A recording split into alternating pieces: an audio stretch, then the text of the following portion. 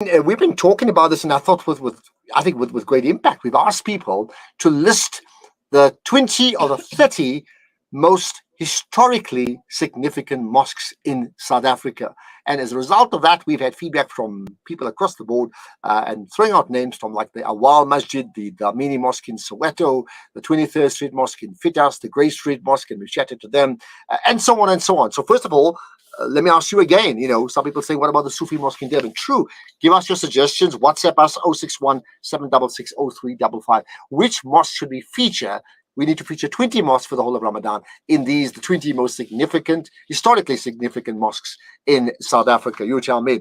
In the meantime, one of the names that's got thrown about is the Newtown Mosque in Johannesburg. But the interesting part is that's not the official name of the mosque. And there's a story behind that, which tells you all the more why we need to speak to Maulana Ibrahim Bam about that particular mosque. So Maulana Bam, appreciate your time and thank you for joining me. Jazakumullah. It's an honor to be with you, and assalamu alaikum to all the listeners. Wa alaikum salam. So I think it's significant. We're talking to you about, I'm going to call it the Newtown Mosque, and you're going to correct me deliberately so, and explain why the name is what it's named after. Very interestingly, and this is definitely one of the most historical masjid in South Africa. It's known as Hamidiya Masjid. Now, one of the things that happened towards in the late 1800s was that Sultan Abdul Hamid, who was the Sultan of the Ottoman Empire, became very popular with Muslims because he spoke the language of Muslims and he spoke in favor of the oppression and what was happening in Palestine, etc. So at that time he sent a representative of the Ottoman Empire to South Africa, Ramzi Bey. And of course, recently Ramzi Bey was also in the news with regard to the changing of his burial site and bringing it to the original place. So Sultan Abdul Hamid was very, very popular, and the trustees of Newtown Masjid, Hamidiya Masjid, actually wrote a letter to Sultan Abdul Hamid, which is on record, and not only on record, it is also placed in the Turkish embassy, in the foyer of the Turkish embassy, written by the trustees of the Newtown Masjid, and they kept the name Hamidiya Masjid in reference to Sultan Abdul Hamid. Okay, that is so fascinating. So was it always? So it wasn't always called the Hamidiya Masjid. It was called something else before, right? No, it was always called Hamidiya Masjid. It became later on more popularly known as the Newtown Masjid because it was situated in Newtown.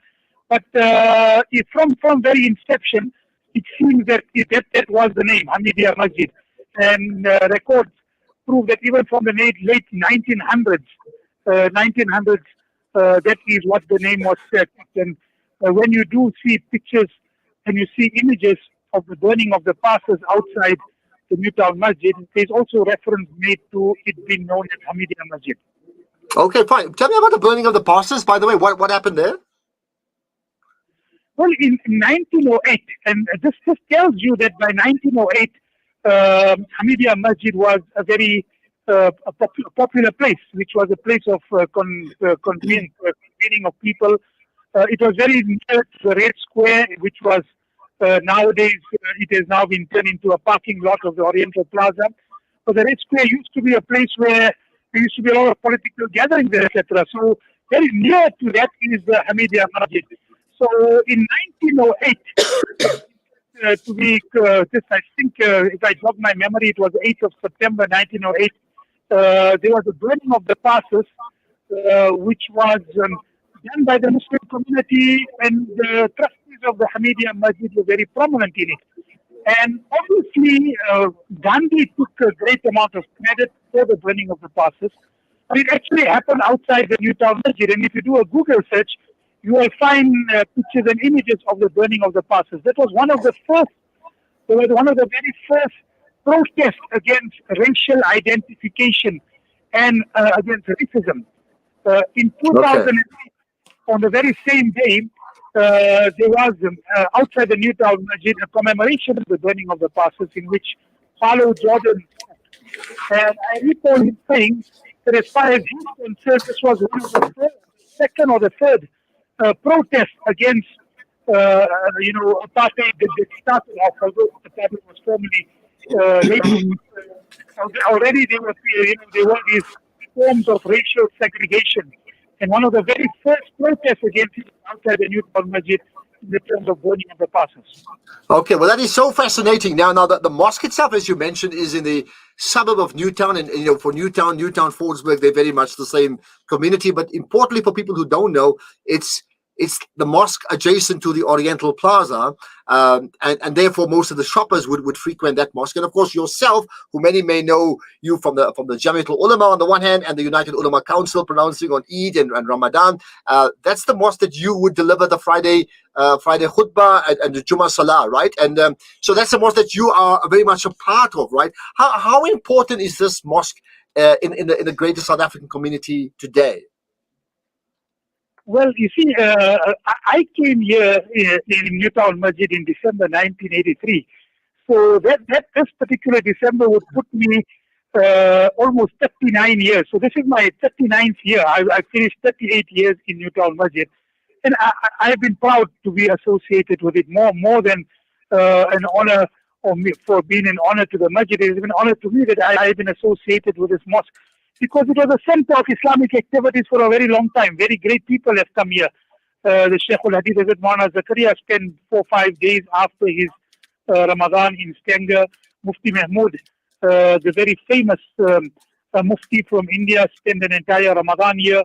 It has been a center of Islamic activities for a very great amount of time. Obviously, there has been a great amount of change in the demographics. So in the 1983, prominent people used to be. Dr. Jasad used to be in the vicinity, in the area, in the region. Khalil Hassam, fighting against drugs at that particular time. In the mid-1980s, people like M.S. Leher, Islamic Information Missionary Service, right next to the Newtown Masjid, had his offices there. So prominent people used to stay, because basically at that time there were two centers of people staying in the election. Would have been either Lenasia, either Fitas. Fitas was, of course, people were forced out of Fitas, and Newtown. Newtown was a place, Newtown Fordsburg was a place where people used to stay.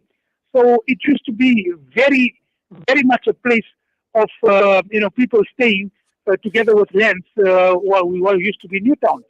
After there used to be a changing after the 1990s, when people started migrating and people started moving towards the northern suburbs. Initially, there wasn't such a great movement. There was still a great amount of people that used to be in Newtown, because it is a place where you don't have individual units and you have flats.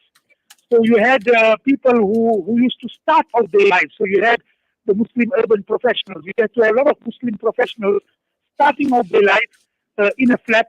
So you used to have the 2-3 bedroom flats. So that's how in the late 80s and early 90s, late 90s, we used to have many Muslim professionals. And then afterwards, when people, they also started moving out toward the north, now you have the demographics of it being mostly foreigners. And when I speak about foreigners, especially in the Newtown areas, it is mostly people from the Indo-Pak subcontinent that are in the vicinity of Newtown. But And the fact that it's changed now, the demographic, I mean, the Islam is still the Islam, but does the expression and the center of this mosque in terms of it carries out its activities, has that changed as well? In what way? Well, it has changed in the sense that the audience that you have is slightly different. Although I must say that there is still quite a bit of the original, the local Muslims that come a lot, because many of them have shops in the Oriental Plaza. People who work in the F&B, center, which is not very far from the Newtown Masjid, will come regularly for the Jummah prayers. So you'll have a good split of maybe 50-50 or maybe 60-40 in favor of the locals, the local original inhabitants, for lack of a better word. So you still have a great amount of people, especially in the Jummah audience, that come from the local original inhabitants. I won't say original in terms of indigenous, but people who have been here for maybe a century or so, comparatively to the people who came after 1990.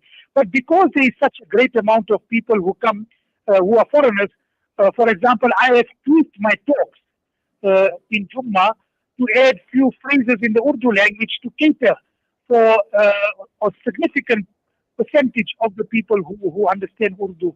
So, I make certain phrases, the main points of the talk. I also make mention of it in Urdu because of the changing demographics. Yeah, well, that makes sense. I mean, that just knows you. That means knowing your audience. I mean, just from my side as a laity, I frequented the Newtown Mosque mainly for Tarawih at the time, where I think it was Sanjabi and Fakhruddin who performed the Tarawih Salah. And I was a small laity, and that's the place we used to go. So that's a long, long time ago. Which perhaps brings me on to this last thing to end with, right? I know that you've put together, and I followed you on Twitter extensively on this, where you've got a historical picture and a narrative, not just of South African mosques, but I would think maybe 20, 30 of the most significant mosques in the world. And I find them fascinating. What made you do that? And I'm encouraging listeners to follow you on Twitter for that reason. What made you do that and want to showcase those mosques from around the world? Well, during the lockdown, we all know that there were situations where people were away from the mosque. And one of the things that I felt during the time of the lockdown, in fact, even it started before, Mosque of the World. So that was a theme that I created on Facebook and Twitter. And I featured some remarkable mosques. And in fact, it has been a learning experience for myself also. Some of the mosques have been absolutely fascinating. I never realized the depth in terms of the history with regard to mosques. I featured one mosque in Ethiopia, where it is shown that there were two different qiblas. That means it came right in the very beginning of Islamic history, and where Muslims still used to face towards Jerusalem in the direction and directing their salah. So there were two different, qibla directions in that mosque, which is in Ethiopia, because Muslims came to Ethiopia even before they came to Medina. So, there's just this fascinating type of masajid that I've tried to feature. I have been a little bit, not following it for the past month or so, but, it still remains a fascinating historical account to see mosques in different parts of the world. Like, for example, in the Republic, some of the mosques that we have historically have been there for 500-600 years. Amazing.